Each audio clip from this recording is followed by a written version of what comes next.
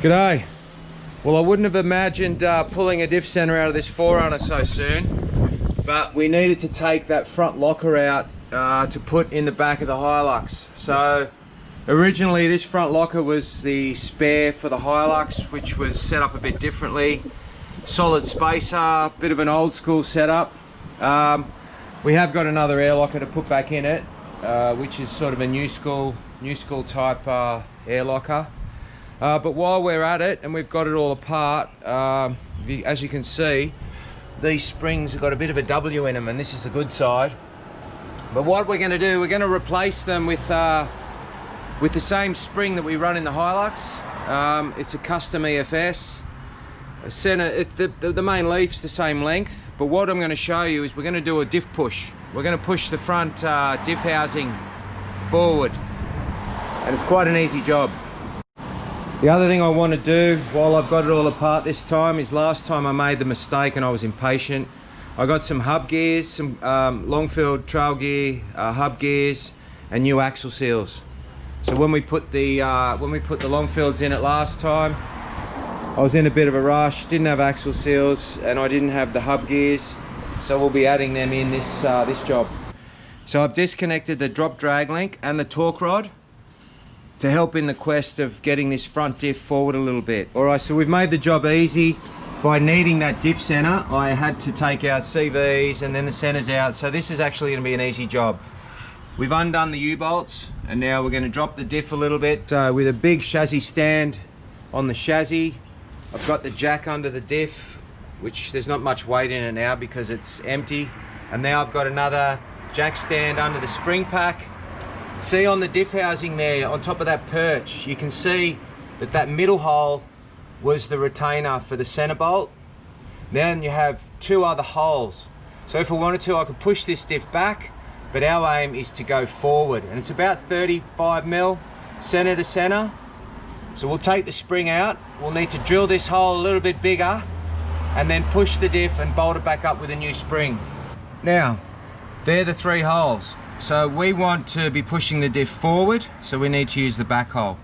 So we got a diameter here of about 9 mil of a hole, whereas where the center pin was is around the 15, 16. There's no need to make them too big. I know I used to make them 16 mil, but the center pin on this is reading probably 14. We're just about ready to sit the spring back in position, make sure that center bolt fits the new hole.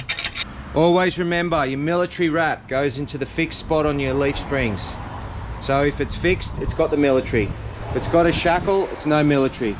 I've been lucky enough to have a lifetime supply of bushes thanks to Bob at East Coast 4-wheel drive. So anytime I pull a spring out, I'll put a new bush in it, even if it's a week old. So let's sit this in position. Now, because there's no weight on this diff, we've got the axles out, we've got the diff center out. It's not a big deal to be able to move the diff forward or back by jacking it up. Pretty much there.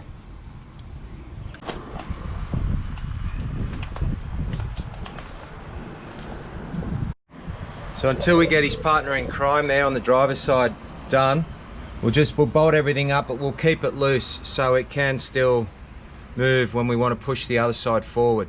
So what you'll find here is the U-bolts go back in a new position on the spring to the center bolt, so you won't be able to use the stock bump stop.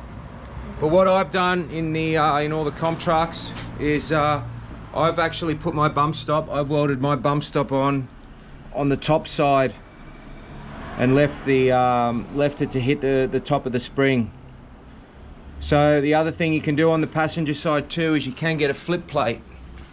Superior make one, and what it does, you bring the U-bolt up from the bottom, so you give yourself a bit more ground clearance, and then you create your bump stop at the top of that one also. So that fixes the bump stop issue. Okay, so it was a 35 mil center.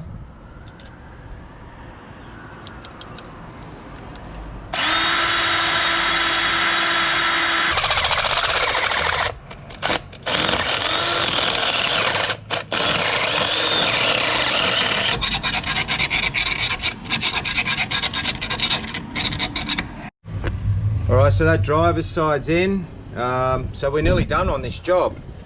But again, just remember that if you're going to do this mod, that this drag link needs to be off, the torque rod needs to be off. And again, this was a little premature for this vehicle, but because I needed to get the diff out for the Hilux, perfect opportunity while everything was out. It's easy, it's light. But the other thing just to remember is once you get that pumpkin in, to size up that tail shaft. So most times you get away with a spacer there, depending on how long your slip is. Otherwise a custom bit of tube, and keep the two ends. Anyway, I hope this has been helpful, and thanks for watching.